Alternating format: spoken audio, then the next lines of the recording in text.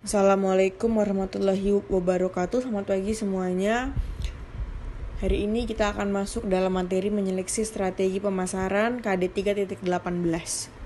Strategi pemasaran yang efisien adalah strategi pemasaran perusahaan merupakan hal yang cukup mempengaruhi sales atau penjualan suatu produk. Penjualan merupakan faktor penting agar perusahaan dapat tetap berdiri. Selanjutnya adalah fungsi strategi pemasaran. Yang pertama adalah meningkatkan motivasi untuk berpikir jauh ke depan.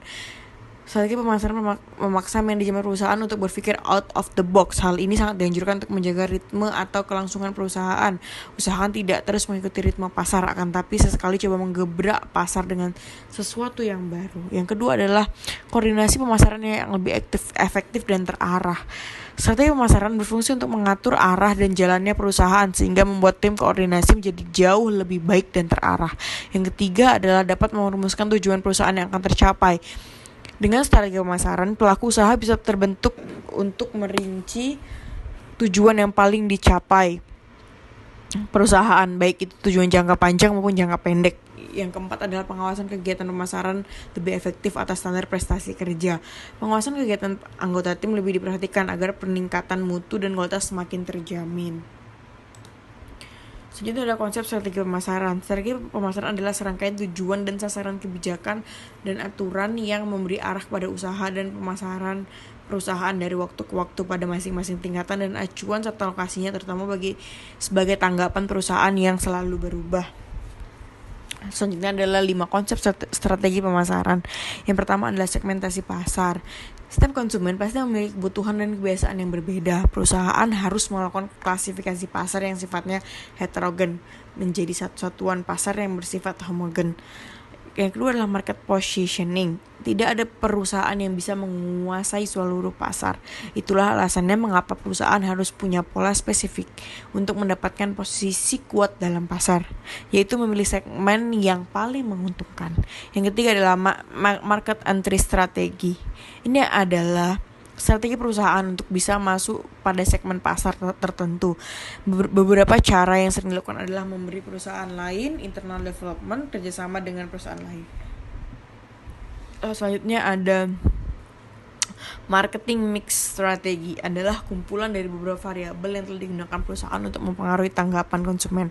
Marketing mix pada umumnya dijelaskan sebagai produk, harga, tempat, serta promosi. Beberapa variabel tersebut diantaranya adalah produk, price, place, promotion, partisipan, proses, people, and physical evidence. Dan yang terakhir adalah timing strategi. Timing strategi adalah pemilihan waktu dalam melakukan pemasaran juga sangat penting untuk diperhatikan perusahaan untuk melakukan berbagai persiapan yang baik di bidang produksi dan menentukan waktu yang tepat untuk mendistribusikan produk ke pasar. Selanjutnya adalah strategi pemasaran perusahaan. Yang pertama adalah kenali pelanggan. Yang paling utama dalam melakukan pemasaran adalah research pasar. Dengan melakukan hal ini Anda dapat menemukan dan memilih segmentasi pasar yang tepat sehingga produk Anda dapat bersaing dan berkembang pada pasar tersebut. Yang kedua adalah promosi. Setelah melakukan riset pasar, maka langkah selanjutnya adalah melakukan promosi. Usahakan promosi dilakukan dengan cara yang kreatif sehingga dapat membuat pelanggan tertarik. Jangan lupa untuk melakukan promosi secara konsisten dan berulang kali. Anda juga dapat melakukan promosi media sosial. Selanjutnya adalah memilih tempat usaha strategis. Pilihlah lokasi usaha yang strategis dan sesuai dengan hasil riset pasar yang Anda lakukan sebelumnya. Selanjutnya adalah menjalin hubungan baik dengan pelanggan. Pelanggan adalah aset yang cukup berharga bagi perusahaan. Sehingga ada pepatah seperti ini.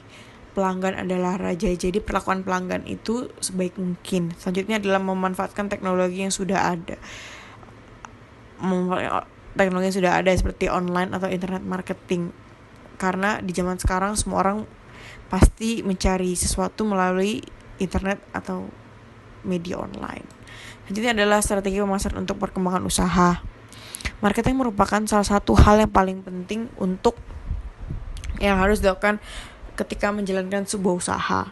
Cara yang dapat dilakukan dalam mengoptimalkan pemasaran adalah yang pertama melakukan kerjasama dengan pengusaha atau rekan Anda dalam pemasangan iklan seperti mengirimkan penawaran produk kepada para pelanggan atau memberikan potongan harga bagi paket tertentu. Selanjutnya adalah memperkenalkan produk dan usaha Anda melalui beberapa media gratis. Hal ini bertujuan untuk membantu pencarian para konsumen mengenai produk apa saja yang Anda tawarkan.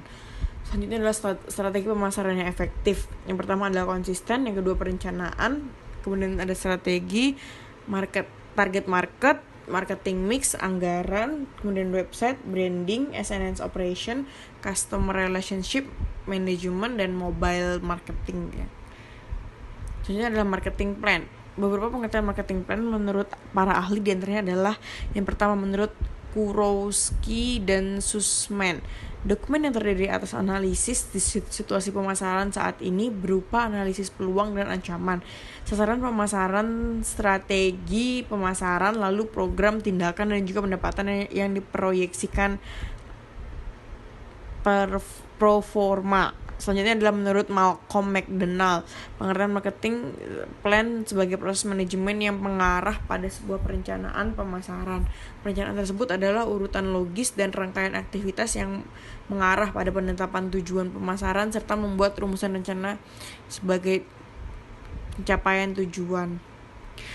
Yang selanjutnya adalah tujuan perencanaan pemasaran. Yang pertama adalah mengetahui dan memperbanyak informasi perubahan pada pasar dan kompetitor. Yang kedua, menciptakan relasi dan jaringan kerja lebih luas dengan organisasi lain. Yang ketiga adalah sebagai bentuk penyesuaian bisnis. Dan yang terakhir adalah meningkatkan keuntungan dengan usaha yang efisien dan efektif. Selanjutnya adalah manfaat perencanaan pemasaran. Yang pertama adalah koordinasi aktivitas pemasaran dapat dicapai dengan lebih baik. Yang kedua, dapat mengidentifikasi sejauh mana dari perkembangan perusahaan. Selanjutnya adalah menjadi acuan bagaimana perusahaan tersebut harus berubah. Yang keempat, dapat menjadi alat dalam menghindari konflik mengenai bagaimana perusahaan akan bergerak. Yang keenam adalah sebagai sumber informasi bagaimana kebijakan perusahaan akan dibuat atau diperbarui. Yang ketujuh, menjadi acuan agar manajer bergerak dan juga berpikir ke arah yang lebih sistematis.